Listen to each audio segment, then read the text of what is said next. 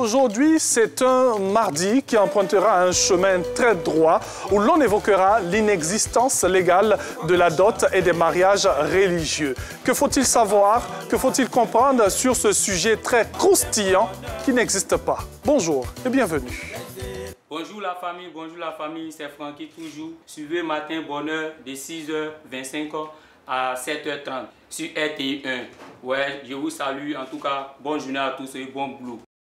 Et chez vous à la maison, nous vous saluons, chers téléspectateurs. Merci de nous rejoindre sur RTI 1 pour Matin Bonheur et ce jusqu'à 7h30 minutes. On a encore du temps pour vous faire plaisir. Info jour J pour commencer. Sinon, aujourd'hui, on aura du sport, des infos et droit, bien sûr, avec notre invité. Pour les infos jour J, aujourd'hui, c'est la journée mondiale de la télévision. Oui, la journée mondiale de la télévision. Elle existe depuis 1996. Eh bien, cette journée a été instaurée par l'ONU, tout simplement pour encourager les échanges mondiaux de programmes, tout simplement, mais des programmes assez spécifiques, axés sur la sécurité, sur la paix, sur le développement, sur l'économie, sur, bien sûr, tout ce que nous avons dans notre société, sur la culture, pourquoi pas.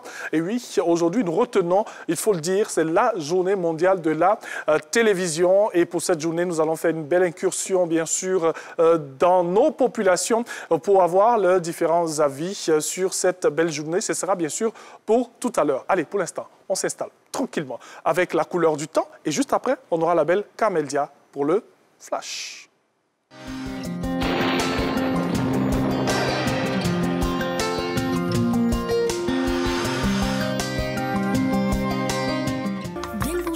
Messieurs, nous espérons que vous débutez très bien votre journée. Et bien ce matin, les régions du sud forestier, du sud-ouest et de l'ouest seront intéressées par le brouillard et la brume humide en début de matinée, ce qui réduira la visibilité horizontale. Par la suite, le temps y sera généralement nuageux. Les autres régions seront simplement nuageuses avec de très faibles averses sur les régions du littoral est.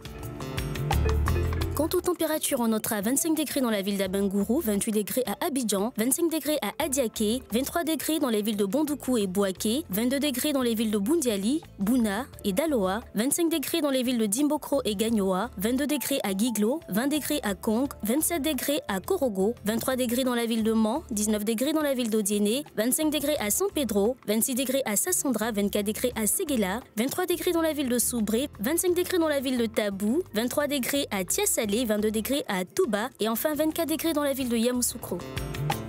Au cours de l'après-midi, la forte intrusion des vents secs dans les régions du nord entraînera sensation d'air relativement sec sur les régions du centre du pays. Des passages nuageux seront présents en début ou en milieu de période. Les régions du littoral et du sud forestier accompagnées d'averses parfois orageuses. Le reste du pays sera partiellement nuageux. Quant aux variables, on notera 33 degrés dans la ville d'Abengourou, 31 degrés à Abidjan, 32 degrés dans la ville d'Adiaké, 34 degrés à Bondoukou, 33 degrés à Bouaké, 34 degrés dans les villes de Boundiali et Bouna, 33 degrés dans les villes de Daloa et Dimbokro, 31 degrés à Gagnoa, 32 degrés à Guiglo, 34 degrés dans les villes de Kong et Korogo, 30 degrés dans la ville de Mans, 35 degrés à Odiéné, 29 degrés dans les villes de San Pedro et Sassandra, 34 degrés à Séguéla, 33 degrés à Soubré, 29 degrés dans la ville de Tabou, 32 degrés à Tiasalé, 33 degrés à Touba et enfin 34 degrés dans la ville de Yamoussoukro. Merci pour votre fidélité et très bonne journée à toutes et à tous.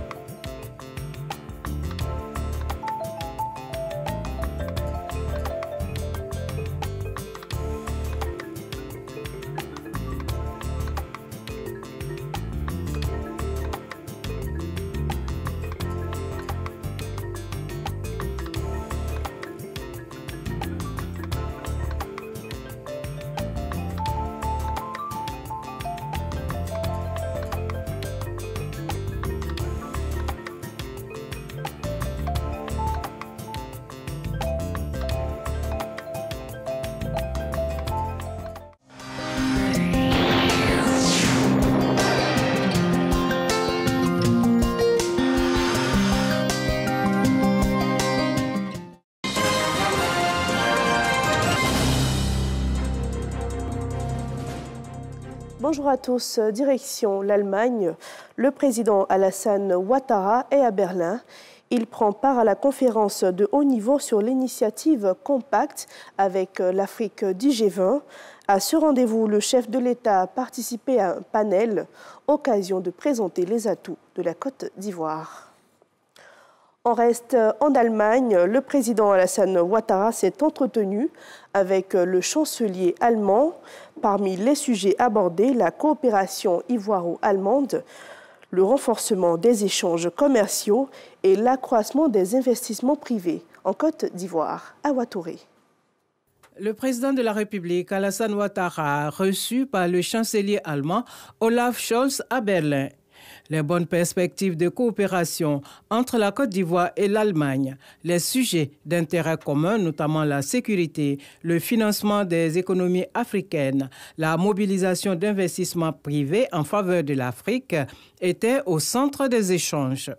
Le chef de l'État et le chancelier allemand se sont félicités de la coopération exemplaire et du partenariat confiant entre leurs deux pays, qui va se traduire par la signature du partenariat pour le climat et le développement d'un montant de 550 millions d'euros, dont 100 millions pour l'année 2023.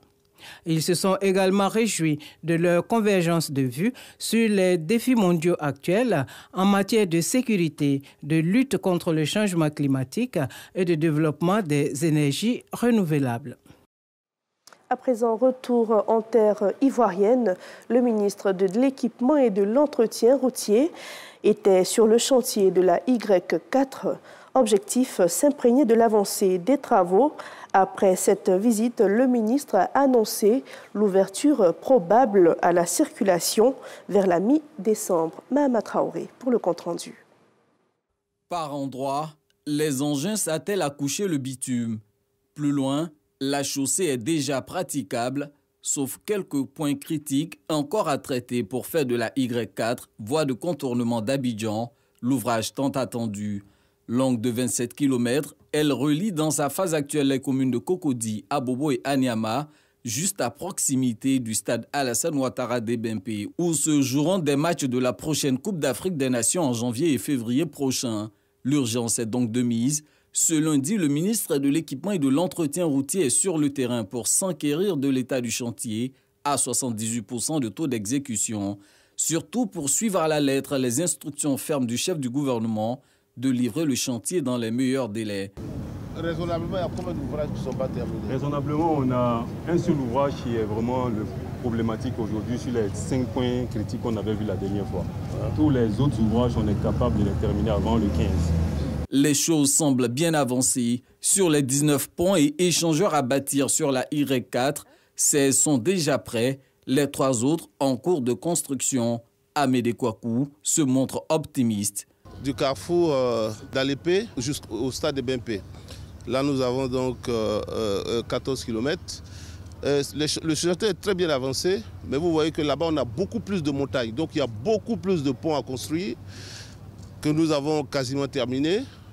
Les travaux avancent bien, mais nous sommes convaincus qu'à l'échéance que le monsieur le Premier ministre a indiqué, on pourra donc au moins accéder au stade sur cet ouvrage-là. Donc, à la date indiquée le 10 décembre, nous allons donc, en partant du Mitterrand, avoir une route circulable. Même si l'autoroute n'est pas entièrement terminée, mais on pourra donc rouler sur la route jusqu'au stade de Bempé. Avant de visiter la Y4, Amédée Kouakou était sur le boulevard de la sortie est d'Abidjan, menant de la prison civile à Yopougon au péage de Thomasé, en passant par le stade d'Ebempe. Cet ouvrage n'attend plus que la pose des panneaux de signalisation et de l'éclairage public pour passer de 98% actuellement à 100% de taux d'exécution. Hors de chez nous, au Libéria, Joseph Boakai a été officiellement déclaré vainqueur de la présidentielle. Il était face au président sortant George Weah. Il a remporté l'élection avec 50,64% des voix. Joseph Boakai va occuper pendant 6 années la tête de ce pays. À présent, en Afrique du Sud, le pays préside ce mardi une réunion extraordinaire virtuelle des BRICS. Parmi les participants figure le secrétaire général de l'ONU. À l'issue de cette réunion, les dirigeants devraient adopter une déclaration commune sur la situation au Proche-Orient. C'est tout pour ce 6h30. L'actualité revient à 7h. Et ce sera bien sûr toujours avec Kamel Dia. Bonjour. Bonjour Angel. Ça va bien? Ça va. On sera là tout à l'heure. On sera là dans 30 minutes. Et on l'a minutes. dit dans les infos, hein, la Y4 bientôt. Bientôt opérationnel. Oui, opérationnel, mais doucement, sur les routes. Oui, voilà. Parce que généralement, quand la route est nouvelle comme ça, on se dit, ah, on va l'emprunter, on va essayer de découvrir, on va aller avec la vitesse. Non, non, non. Mollo, mollo. Surtout la prudence. La prudence. Merci pour le mot, Angel. très cher. À tout de suite pour un autre point de l'actualité dans Matin Bonheur. Nous allons poursuivre cette émission, bien sûr, avec un peu de sport. On va bouger et on va voir comment sculpter le bas du corps avec notre coach aujourd'hui. Oui, le sport est mené par une dame et derrière elle, il y a 2 hommes. Allez, Muriel Dambélé pour Fitness.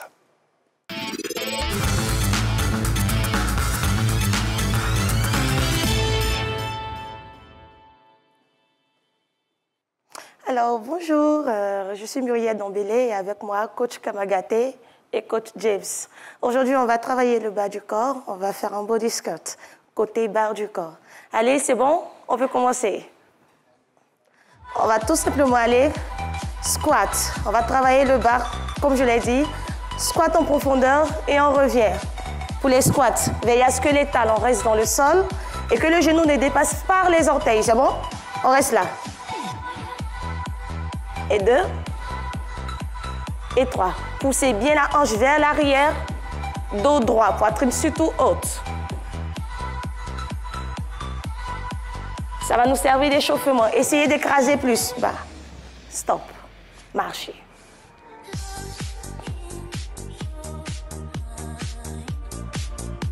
Alors, on essaye de faire plus d'échauffement. On va aller en fente. Ici, on va travailler que 2 mouvements, les squats et la fente. Fente gauche, bas.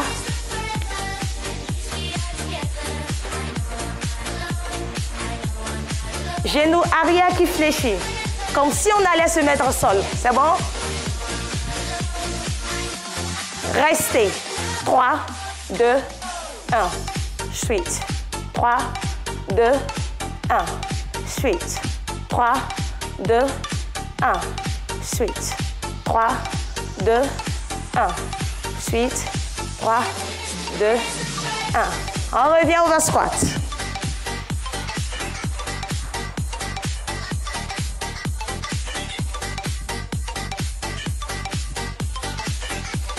Encore une fois. Sur mon squat, ouvrez l'âge. Lunge, lunge, side to side. Côté, côté. Poussez bien la fesse vers l'arrière. Verrouillez le lombaire et restez poitrine haute. Ici, on reste. 4, 3, 2, et ensuite 4, 3, 2, et ensuite 4, 3, 2, encore une fois, 4, 3, on rejoint les jambes. C'est bon? Marchez sur place. Alors, on va travailler les ischios, l'arrière de la cuisse. Lunge, arrière. Écrasé dans le sol. Long pas arrière et fente.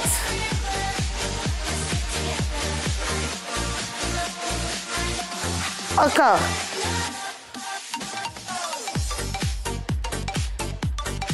Plus de répétitions et c'est bon. Ça doit déjà chauffer là. Et si on croisait un peu pour le grand muscle fessier? Yeah. Restez dans l'axe. Juste la jambe qui décale. On sort juste la jambe sur le côté. 3, 2, 1, marchez. On reprend encore le souffle. On relâche un peu le muscle. Et on repart sumo squat. Ouvrez. Bougez. Oui, on peut bouger un peu pour se détendre. 3, 2, squat. Over. Ici, maintenant, on va en profondeur, les gars. On peut faire des options. Vous pouvez rester là. À vous de voir. Pendant que l'autre écrase, vous n'êtes pas obligé d'aller plus bas. Sinon, on va. Yeah. Ah. Encore.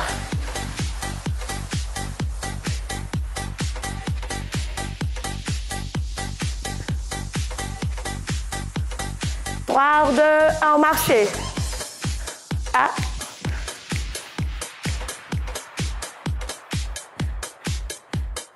Ischio. La position deadlift, vous la connaissez? Jambes larges, hanches. Restez là. Stop. Ça va. Poussez juste le fessier vers l'arrière. Légère flexion au niveau du genou et contractez le muscle derrière. C'est juste ça. Si vous voulez, on peut faire un peu de fun. Décalage, bas, haut, bas, haut, bas, haut, bas. On relâche surtout pas le ventre. Gainez. Change de jambe. C'est bon. On se détend. On s'écouvre un peu les jambes. Et on va s'arrêter là. Merci. Beaucoup. Coach Muriel, c'était bien, on ne transpire pas beaucoup, hein? Si, on transpire beaucoup. On transpire beaucoup? Mon cœur, oui. Mais moi, je vois rien. Sur Coach James, Amadou, je vois rien. Non, si nous sommes habitués. On ne transpire pas juste après 30 squats. On fera au moins 100 squats pour nous transpirer, quoi. OK. Combien de minutes comme ça par jour ou bien par semaine? 45 minutes d'entraînement, leg squat et c'est bon. Combien de fois dans la semaine? 3 fois, je dirais. 3 fois. Après, il y a aussi le haut qu'on doit travailler. Donc, 3 fois le bas, on se repose et après l'autre semaine, on fait le haut. OK. Moi, j'ai failli le faire avec vous, mais bon, je ne suis pas dans la tenue qu'il faut. Hein. Oui, les squats. On ne fait pas de sport dans une Oba Store quand même. Hein, donc. En tout cas, merci à vous. Merci. Et puis, plaisir de vous retrouver encore pour parler sport, fitness. On l'a dit, comment sculpter le bas du corps. C'était avec coach Muriel, coach Amadou et coach James. Alors, nous allons poursuivre et nous serons avec d'autres coachs qui nous permettront, bien sûr, de revoir encore nos pages de l'actualité. Et ce sont des coachs en information. Et oui, ce sera juste après cette petite pause. On aura aujourd'hui, car nous sommes mardi, l'intégrale avec Renaud Kobia et, bien sûr, le rédacteur en chef de l'Infodrome, Didier Assoumou, dans quelques instants.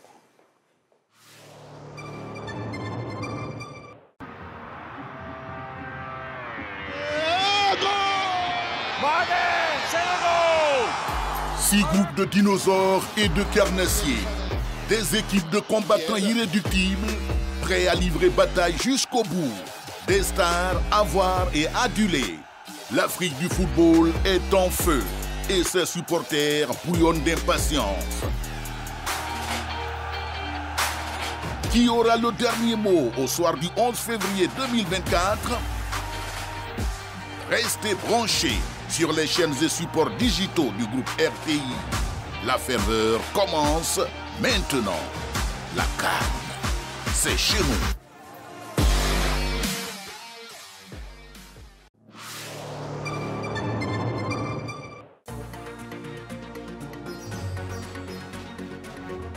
Jeudi 23 novembre, retrouvez Made in Africa, votre magazine économique à 20h50 sur RTI 1. Au programme, enquête sur le business du cheveu en Côte d'Ivoire. Des coiffeurs passionnés aux entrepreneurs innovants, en passant par des artisans dédiés aux produits naturels, nous allons vous plonger au cœur d'un secteur qui ne manque pas de créativité et de clients. Vous allez voir qu'il existe même des écoles de formation pour faire émerger les talents de la coiffure de demain. J'ai décidé de me lancer dans la coiffure parce que je sais que c'est un métier qui est rentable. Surtout pendant les fêtes, les femmes se font beaucoup d'argent. Puis dans notre second reportage, vous ferez la connaissance d'une femme à la tête d'une boutique de mèches et d'un institut de beauté. Ses clientes sont prêtes à dépenser des sommes conséquentes pour leur coupe de cheveux. Marie-Michel Dimamiche a réussi en l'espace de quelques années à conquérir le marché florissant des cheveux en Côte d'Ivoire. À la fin du mois, on peut avoir un chiffre d'affaires de 3 à 5 millions de francs CFA lorsqu'on est en période creuse. L'étonnant business du cheveu, c'est jeudi 23 novembre dans Made in Africa, votre magazine économique sur RTI 1.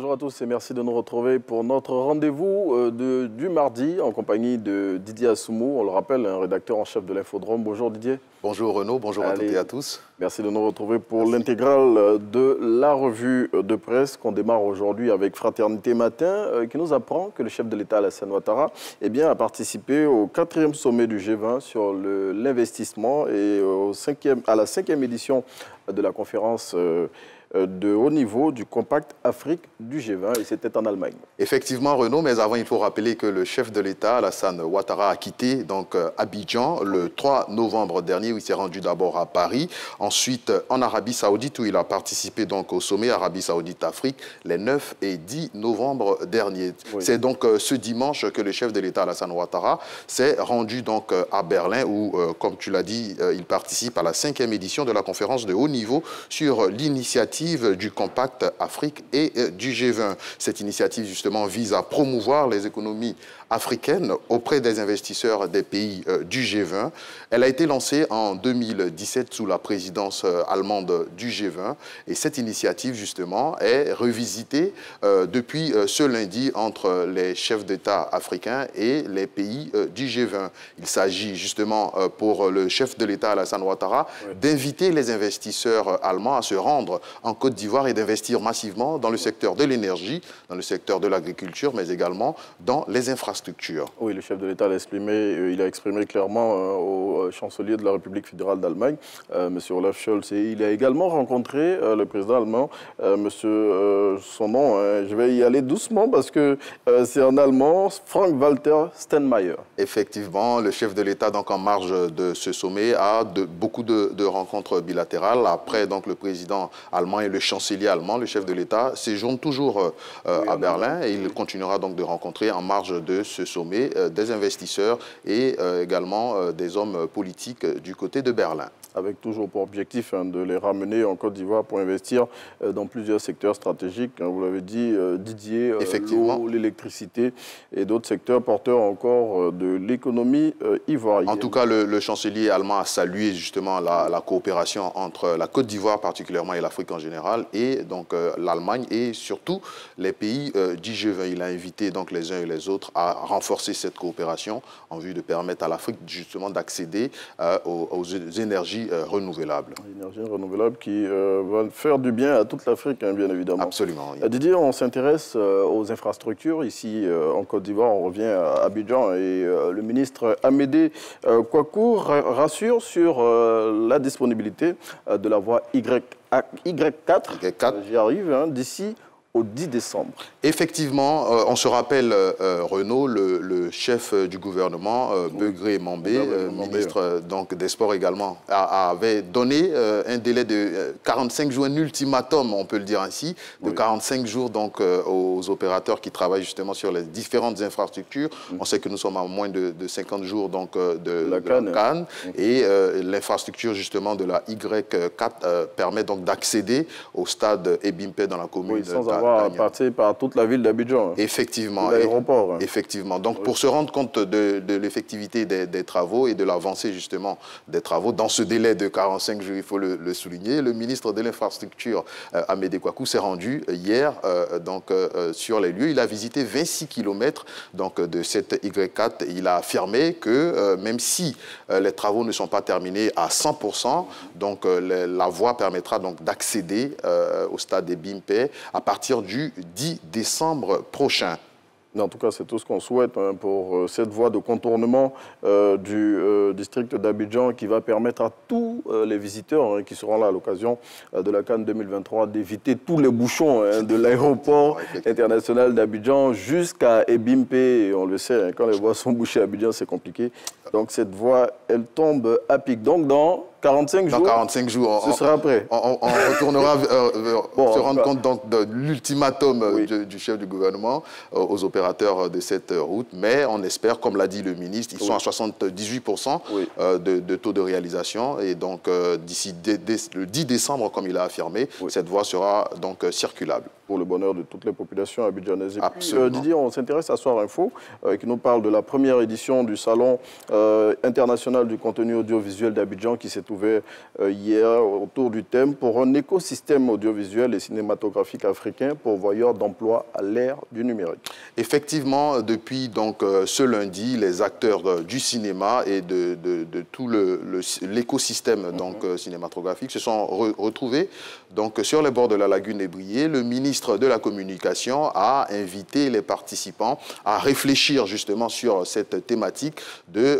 fédérer donc, les efforts des acteurs de l'audiovisuel, mais également du numérique. Il a précisé justement que le numérique est une aubaine pour ce secteur. Et il permet justement aux uns et aux autres de produire davantage et de diffuser également leur contenu. On sait aujourd'hui qu'avec Internet, on a la possibilité donc de diffuser toutes les productions. Et puis, il faut noter également que dans quelques mois seulement, on accueille la Cannes.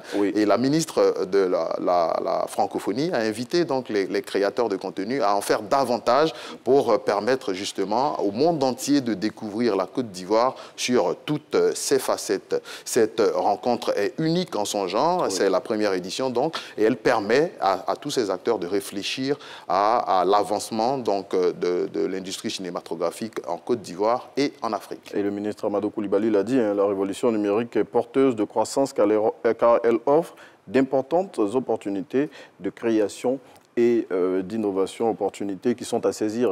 En tout cas, on le constate, Renaud, de plus en plus de jeunes Ivoiriens et Ivoiriennes s'investissent donc dans l'industrie cinématographique pour le bonheur justement des téléspectateurs en Côte d'Ivoire. Oui.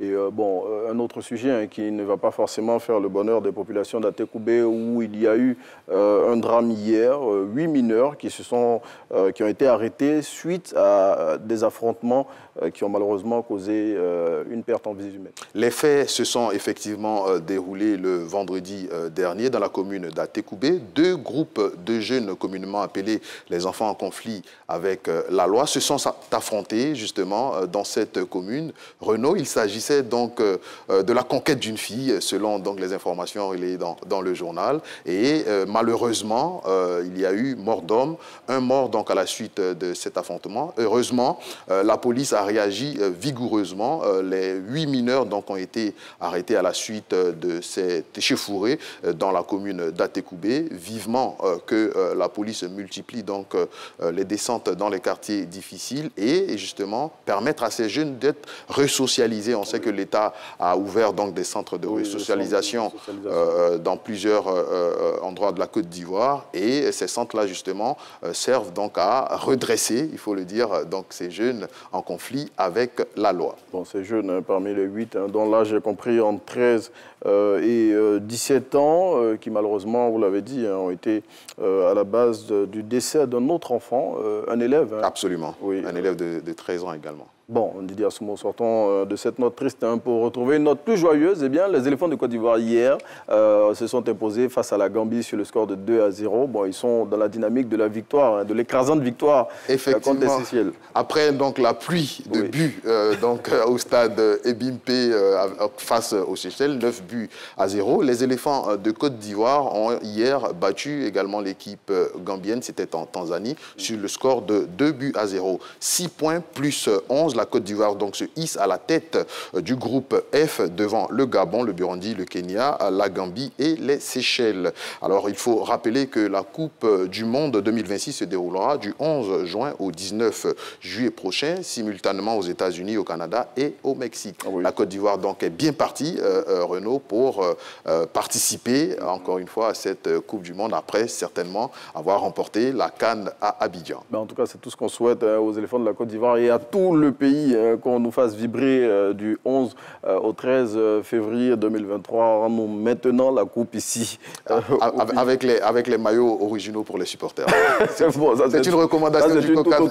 C'est une toute autre histoire. Bon, on espère que les maillots ils seront tous originaux. Ça va permettre de faire entrer des devises dans les caisses officielles. Absolument, absolument. Des organisateurs de cette CAN en profitent de l'occasion pour saluer tout le COCAN et le travail remarquable qu'il fait et tous ceux qui sont impliqués dans l'organisation de la CAN 2023. Didier, merci. Merci, c'est moi. Partager avec nous ces notes de l'actualité pour l'intégrale de la revue. Merci Renaud. On va vous retrouver mardi prochain. Si Dieu le veut. Allez, pour un autre numéro de l'intégrale. Merci de nous avoir suivis. On vous laisse en compagnie de Thierry Argeval pour la suite de Matin Bonheur.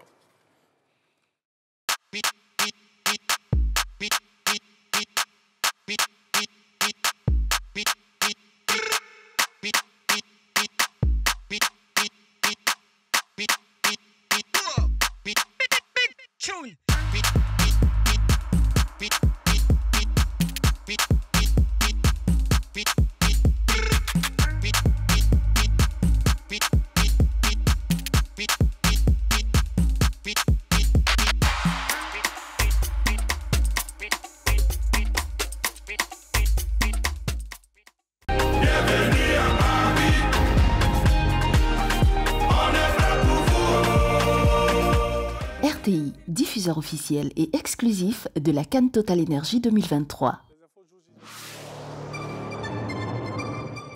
Sur cette terre, chacun a son étoile, chacun a son chemin que Dieu a tracé. En ce moment, nous nous sommes fixés des objectifs, on s'est dit, on doit faire de sorte que les Ivoiriens puissent avoir quand même un terrain. Personnellement, je n'ai pas été du tout découragé. C'est vrai, ça fatiguait un peu le cerveau. C'est vrai qu'on peut être couturier. Être couturier ne veut pas forcément dire chef d'entreprise. Quand on est chef d'entreprise, c'est toute autre chose, c'est toute une autre façon de penser, c'est toute une autre façon de gérer. Même quand vous êtes coopérative à part entière aujourd'hui, vous voulez faire un compte bancaire, ça vous prend facilement au moins 2 ans. Cette peur-là faisait que j'étais très prudent surtout. Là où je pouvais même prendre un taxi pour aller à Trècheville, je vais peut-être prendre un Warel, ou je vais peut-être prendre un Baka. Leitmotiv, tous les lundis à 16h30 sur RTI 1.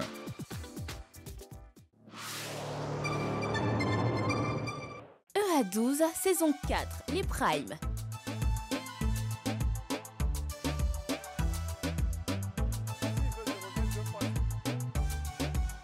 Vivez des moments intenses, riches en émotions, avec votre télé-réalité 1 à 12. Ils ont mis tout le monde au respect, comme autant Didier trop à jouer. Aider les gens, ils font ça bien, et puis si c'est pour donner, ils ont la main. 1 à 12 à les Prime. Diffusion tous les samedis à partir de 20h50 sur RTI 1. 1 à 12, ici on chante.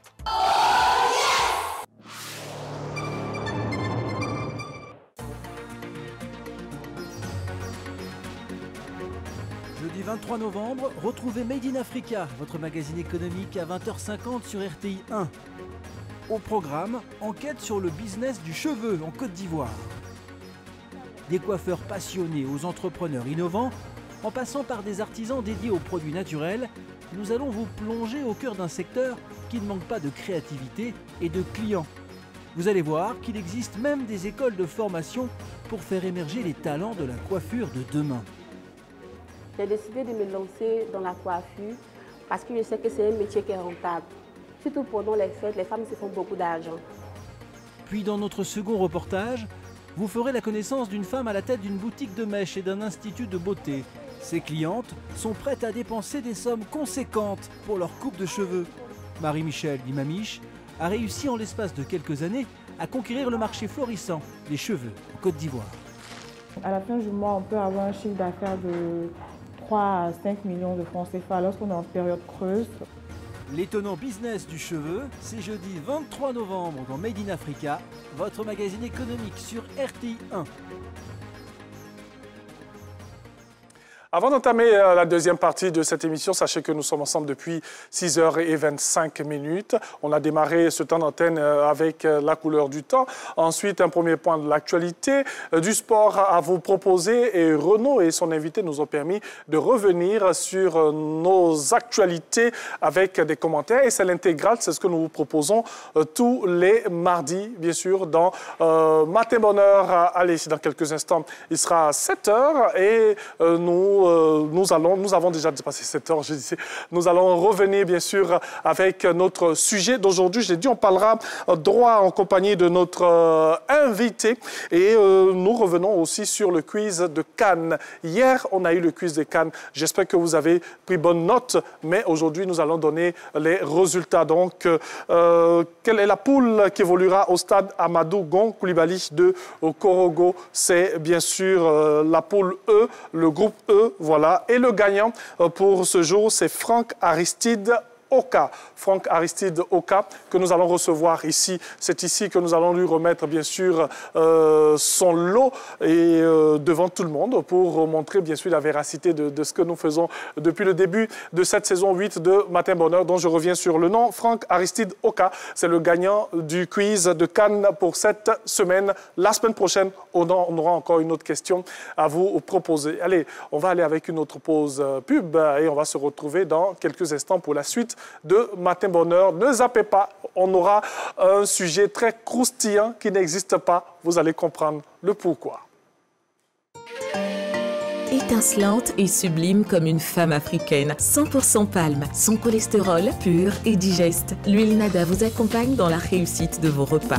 Quand on souhaite faire plaisir à ceux qu'on aime et surtout leur procurer du bien-être, on fait le choix de l'huile Nada, riche en vitamine E et enrichie en vitamine A. L'huile Nada vous fera basculer dans un univers agréable en révélant l'excellent arôme de vos grillades et fritures. Nada, savourez les plats de chez vous.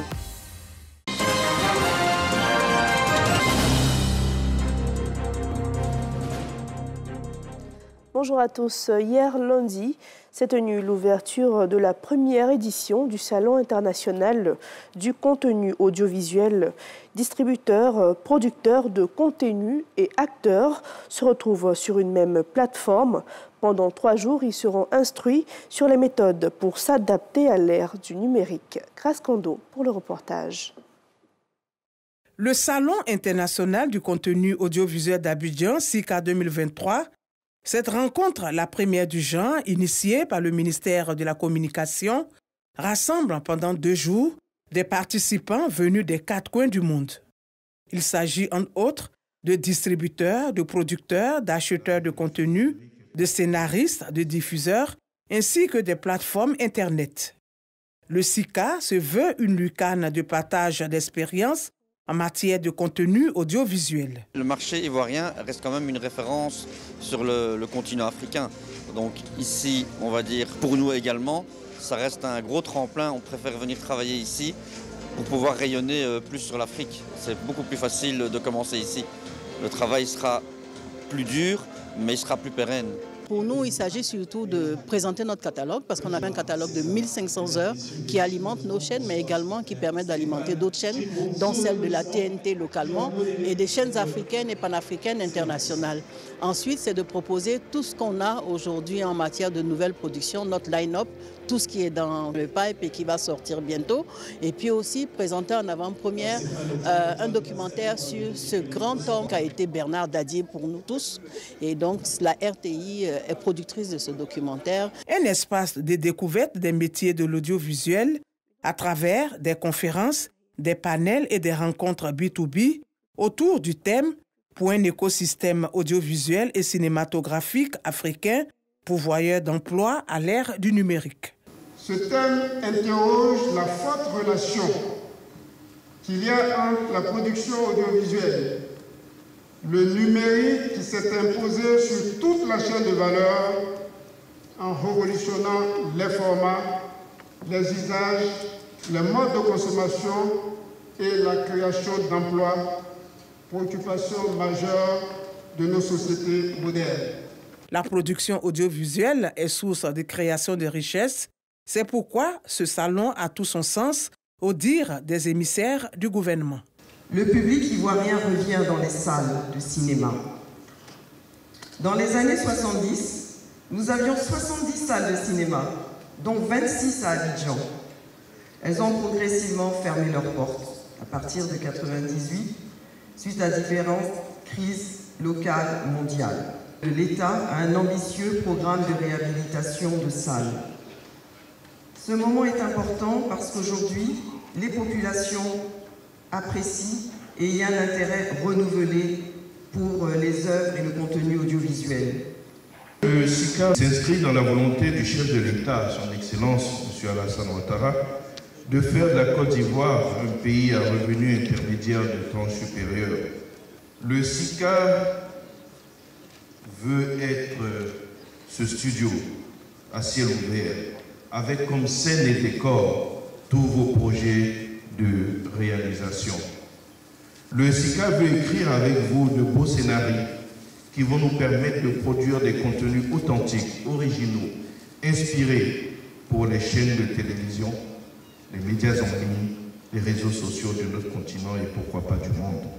Des expositions de différentes structures œuvrant dans les secteurs de l'industrie cinématographique et audiovisuelle vont aussi marquer cette première édition du Salon international du contenu audiovisuel SICA.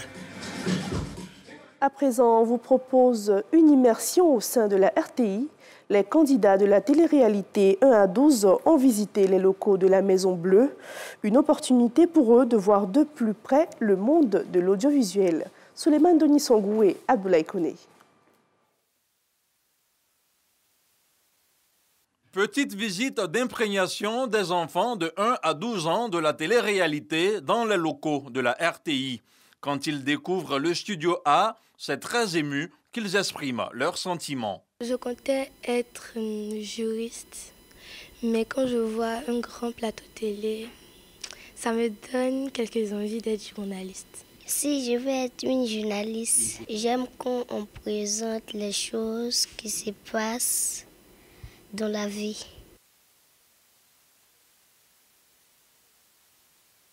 Actuellement, nous sommes au studio A, le studio où se passent les journaux télévisés, le 20h, le 13h et tout ce qui est comme information, les émissions de débat.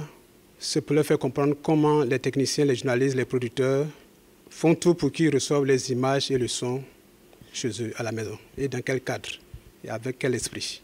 Après les studios A et B, cap sur les régies A et celle de RTI 2. Aujourd'hui, on est venu à la RTI avec les enfants pour qu'ils voient qu'est-ce que c'est la télévision, la RTI et comment les agents travaillent et puis que les enfants puissent voir comment les locaux sont, qu'est-ce que c'est qu'une production, qu'est-ce que c'est que la télé, les émissions de télé qui se passent. On a été bien accueillis et les locaux sont bien, hein. Les décors ont recommencé et les émissions ont recommencé. C'était très bien. Les enfants sont contents, c'est le plus important, n'est-ce pas? À la fin de la découverte, l'équipe de production de 1 à 12 affiche sa satisfaction car voici déjà quelques années qu'elle s'attelle à dénicher les petits talents cachés qui poussent la chansonnette des enfants dont l'âge varie véritablement de 1 à 12 ans. Viser la lune, ça ne fait pas peur, les malus, je crois encore et encore, des sacrifices, si le faut j'en ferai, j'en ai déjà fait, mais toujours le point levé. N'oubliez pas que le 25 décembre, on est ensemble au Sofitel Hôtel Ivoire à 16h pour la finale. J'ai pas entendu, pour la finale. À présent, hors de nos frontières, aux États-Unis, des pièces ayant appartenu à la star de la musique Prince, décédé en 2016, ont été mises aux enchères. Parmi ces 164 articles, des vêtements, des instruments de musique, des bijoux, vendus à plus de 405 millions de francs CFA. C'est sur ces mots que nous mettons un point final à ce journal. Merci de nous avoir suivis et l'actualité revient demain. Merci beaucoup, Kameldia. Merci. Donc demain, on sera ensemble. Demain, oui. Yes. Merci beaucoup. Merci à vous. Et puis, excellente journée. Petit déjeuner, repos ou dodo? Du repos, je pense. Du repos. Oui. Et puis, on continue encore à travailler? Oui, pour demain matin. Oui. Voilà. On aime faire plaisir aux populations. Et c'est bien. Effectivement. C'est pour ça que nous sommes là tous les jours à 4 h du matin. Effectivement. Et tous les soldats du matin sont dans ce studio. On est nombreux, hein? Près d'une trentaine de personnes. Depuis 4 h du matin, surtout. Comment? Depuis 4 h du matin, les équipes sont sur place. Ben oui. Généralement, quand les gens regardent à la télé, on pense qu'il y a seulement l'animateur, le journaliste. Non, il y a une armada de personnes qui travaillent. Merci beaucoup, Kameldia. Merci, Anjoël. Excellente journée. Allez, nous poursuivons Matin Bonheur et on espère que nous vous donnons plein de bonheur pour bien démarrer votre journée. On va revenir sur nos informations et vous rappeler qu'aujourd'hui, c'est la journée mondiale de la télévision. C'est une journée qui est célébrée partout dans le monde et oui, c'est une journée qui a été instaurée depuis 1996 pour encourager bien sûr la création certes de beaux contenus de programmes de télévision et aussi pour faire ces échanges mondiaux entre les différentes chaînes de télévision. Et parmi ces programmes, nous insistons bien sûr sur des programmes clés pour permettre le développement de notre société, l'harmonisation de notre société tout simplement. Ce sont des programmes sur la sécurité, sur la santé, sur l'économie, sur vraiment tous ces sujets qui nous entourent, même sur la culture, pourquoi pas. Et donc voilà, on l'a dit, journée mondiale de la télévision aujourd'hui pour encourager bien sûr ces échanges de programmes entre nos différentes chaînes et donner surtout un contenu de qualité comme ce que nous vous offrons tous les jours de 6h25 à 7h30 sur la chaîne qui rassemble. Deuxième élément, le quiz de Cannes. Hier, avec Ongamble Konaté, nous avons proposé le quiz de Cannes. Et la question, c'était quelle est la poule qui évoluera au stade de Korogo, le stade Amadou Gon Koulibaly. C'est tout simplement la poule E. Voilà, la poule E. Et le gagnant pour cette semaine, Franck Aristide Oka, que nous allons recevoir ici jeudi pour lui remettre son lot en direct, bien sûr. Merci de participer chaque fois que nous vous donnons des questions. Nous vous permettons comme ça de vous exprimer. On permet aussi cette interactivité entre vous et nous pour montrer ce rapprochement parce qu'on est là pour travailler pour vous. Donc, merci à Franck Aristide Oka pour cette réponse. Et souvent, même quand on n'a pas de réponse, vous êtes nombreux à nous envoyer de fausses réponses. Ce n'est pas bien grave. Au moins, vous participez.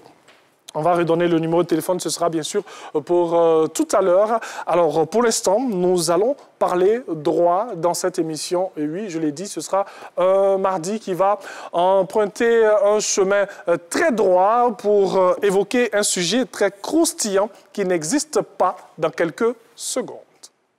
Bonjour la famille, c'est Francky toujours. Suivez Matin Bonheur de 6h25 à 7h30 sur RTI 1. Ouais, je vous salue. En tout cas, bonne journée à tous et bon boulot. Chers téléspectateurs, dans nos recherches, nous avons enregistré plusieurs types d'unions. Le mariage civil, le pax, le concubinage, la dot ou même le mariage religieux. Et nous essaierons de comprendre les dispositions légales, si dispositions légales il y a bien sûr, des deux derniers éléments cités. Oui, ces deux derniers éléments qui sont très communs dans notre société. Alors, l'inexistence légale de la dot et des mariages religieux avec notre experte en la matière que nous allons recevoir juste après ce jingle.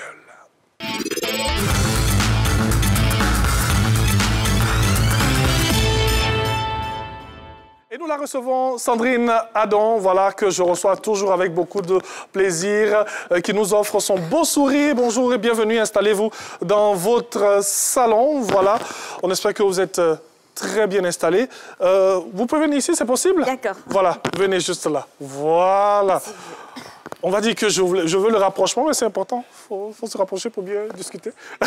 Vous allez bien? Ça va, et vous-même? Oh, ça va super bien. Et nous, on est très heureux d'être avec vous. Moi également. Alors, on va parler d'un sujet, je l'ai dit, très croustillant. Parce que je sais que les gens, ils aiment bien ce sujet. Quand on parle de dot, de mariage, on est tout de suite alerte et tout, parce qu'on sait qu'on va décortiquer des choses. Alors, l'inexistence légale de la dot et des mariages religieux. Oui. Dans tous les cas, ce sont des unions. Exactement.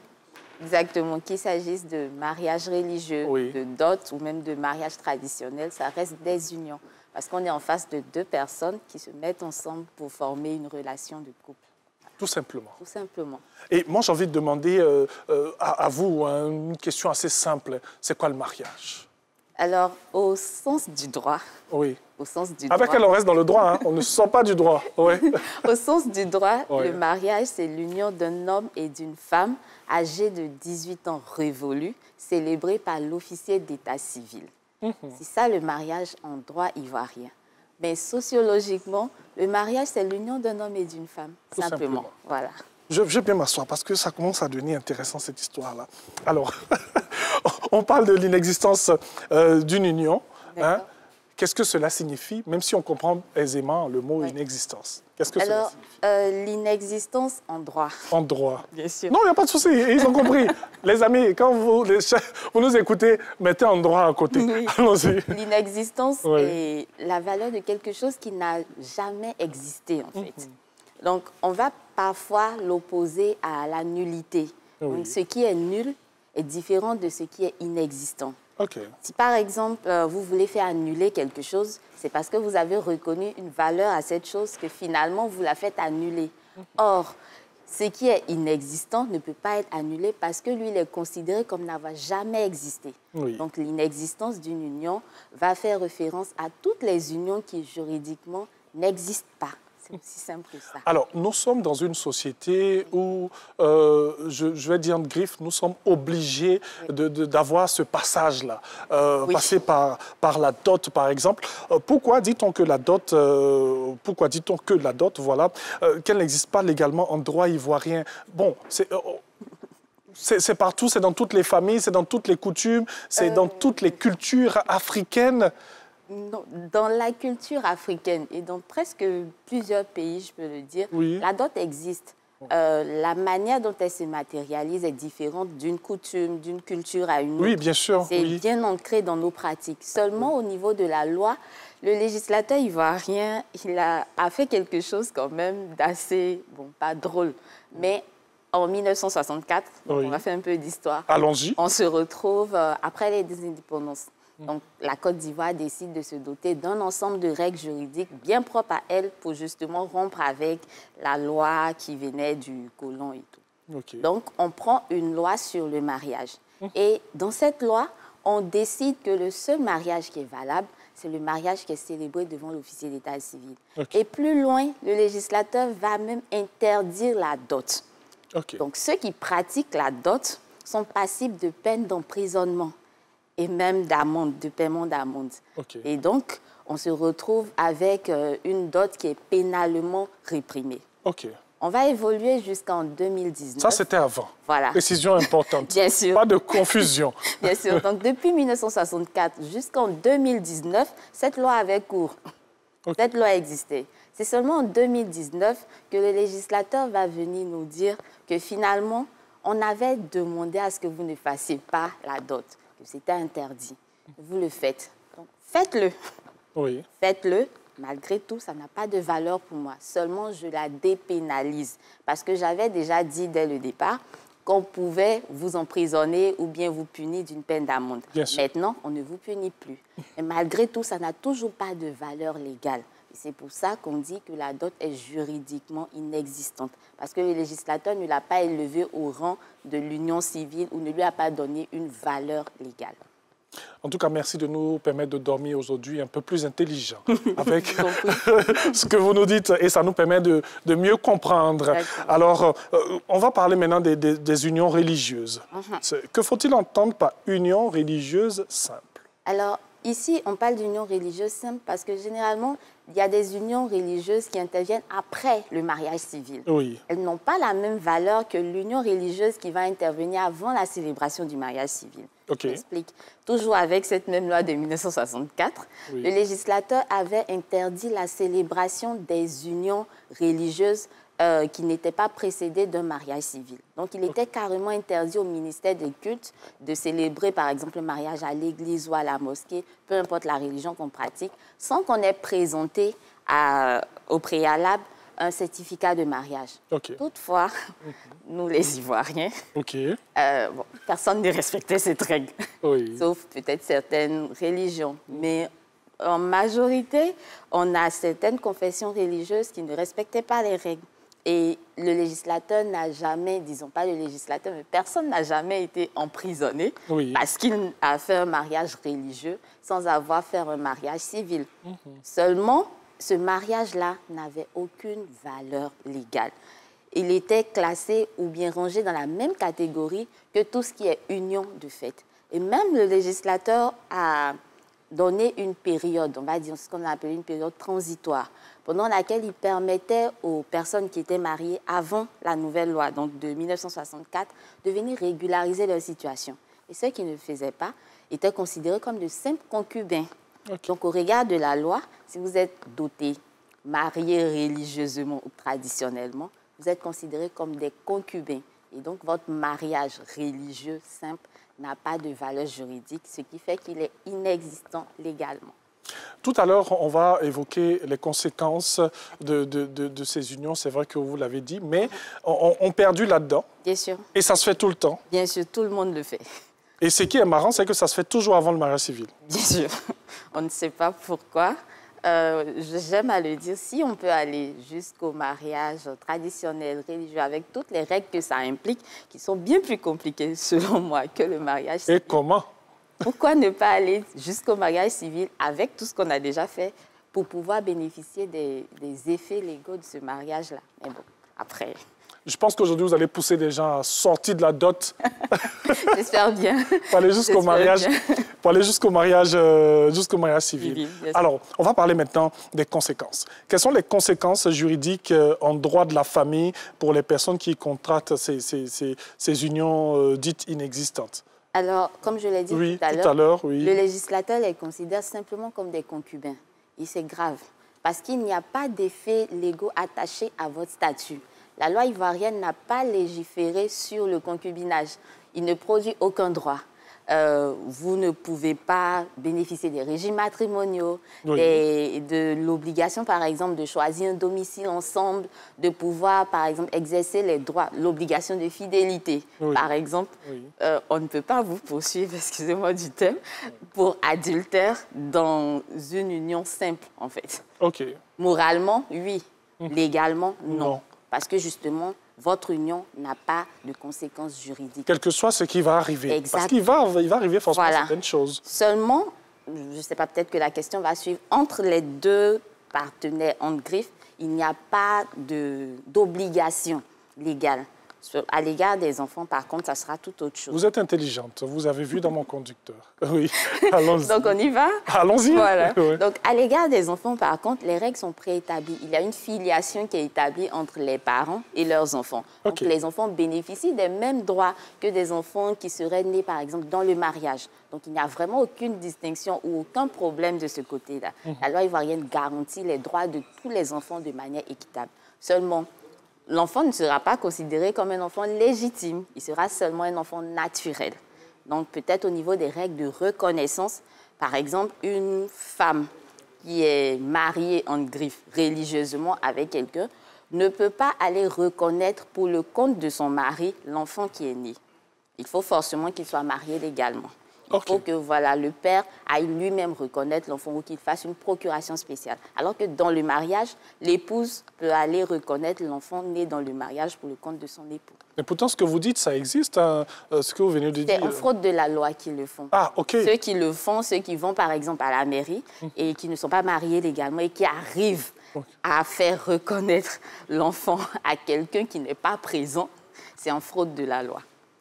On ne sait pas par quel mécanisme, on ne va pas accuser quelqu'un, mais il faut que dans le cas de l'enfant naturel, celui qui reconnaît soit présent ou qu'il fasse une procuration spéciale.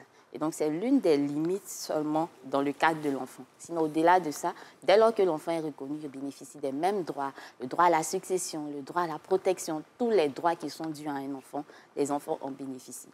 C'est seulement entre les deux personnes dans le couple ou qui décident de se mettre ensemble qu'il n'y a aucun effet juridique. Donc, une femme ou un homme qui se mettent ensemble au bout de 45 ans, sans avoir été mariés, mais malheureusement, l'un des deux décède, aucun des deux ne pourra prétendre à la succession de l'autre, parce qu'ils ne sont pas mariés. Donc, c'est l'un des droits dont ils ne bénéficient pas. Permettez-moi de revenir un peu sur ce que vous avez dit, parce que ça me fait un peu tilt dans la tête. On n'est pas mariés, on a un enfant, ou peut-être on a fait la dot et tout, et on va ensemble pour reconnaître cet enfant. Mais c'est mon enfant, je l'ai mis au monde, il doit porter mon nom en tant que le père. Et c'est pas là, c'est la procédure qui va permettre à l'enfant de porter le nom qu'on appelle la reconnaissance. Et au bout de cette reconnaissance, on va établir l'acte d'état civil, l'acte de naissance. Et donc, pour le faire, il faut que le père soit présent. Bien sûr. Il donne une procuration spéciale à quelqu'un pour le faire. Mais la mère ne peut pas aller reconnaître pour le compte du père. C'est-à-dire qu'elle arrive, elle peut reconnaître en son nom. Je suis la mère, mais elle ne peut pas dire Monsieur X est le père. Il faut qu'il soit présent. Même si elle dit qu'on a fait la dot ou on a fait un mariage religieux, ça n'a pas de valeur. Par contre, si c'est une épouse qui va avec, par exemple, l'acte de mariage, automatiquement, on ne lui pose aucune question. L'enfant né dans le mariage a pour père le mari de la mère. Point barre. Point barre. Vous avez bien compris. Je suis revenu là-dessus pour avoir de plus amples explications et de compréhension. Alors, vous avez évoqué le mot nullité tout à l'heure. On revient là-dessus. Pourquoi peut-on obtenir la nullité d'un mariage religieux? Si oui, et comment? Sinon... Généralement, la question de la nullité des mariages religieux, par exemple, pour les chrétiens, c'est possible pour les chrétiens catholiques, c'est possible avec le droit canonique. Il y a une toute autre procédure. Mais de manière légale, on va dire au regard du droit ivoirien, si vous avez fait un mariage religieux simple, vous ne pouvez pas aller demander au juge d'annuler votre mariage. Pourquoi? Parce qu'il ne reconnaît pas l'existence de votre mariage. Pas même que ça. Voilà. Donc, au regard de la loi, vous n'êtes pas marié et donc vous ne pouvez pas obtenir la nullité de ce mariage.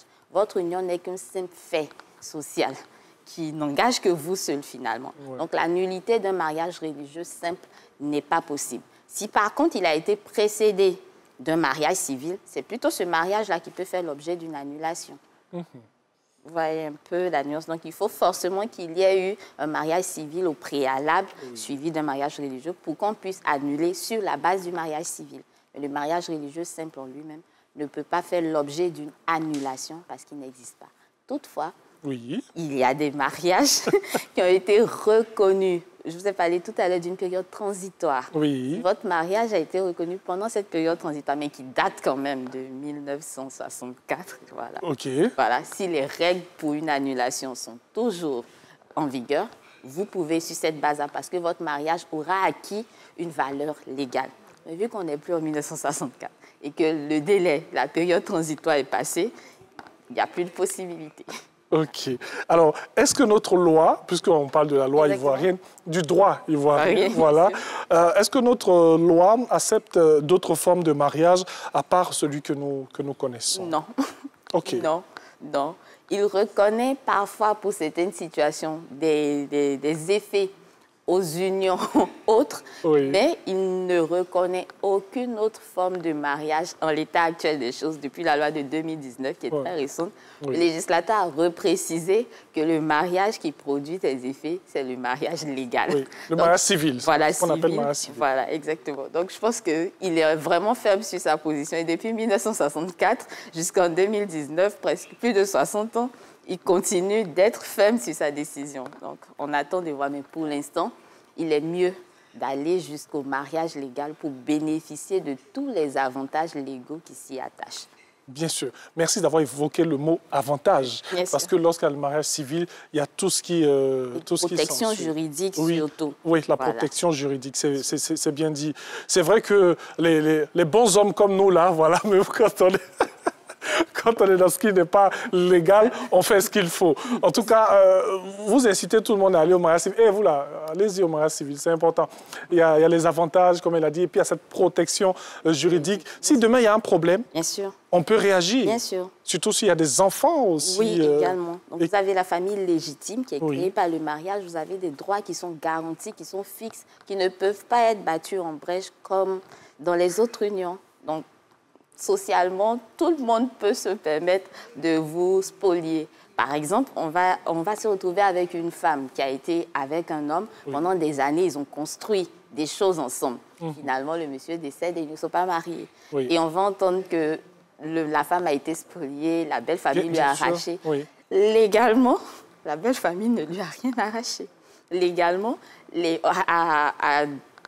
à défaut du mariage, ce sont les enfants qui héritent. S'ils n'ont pas d'enfants, ce sont les parents qui héritent. Tout simplement. Dans ce cas, les parents viendront simplement prendre ce que la loi prévoit pour eux. Alors que si vous êtes marié, au regard de la loi, vous avez une protection. Vous pouvez poursuivre en justice ces personnes qui viennent vous spolier. Il y a vraiment une protection juridique qui existe et qu'il faut mettre en œuvre soi-même lorsqu'on est la personne intéressée. Merci. C'est tellement intéressant, mais on est obligé de s'arrêter.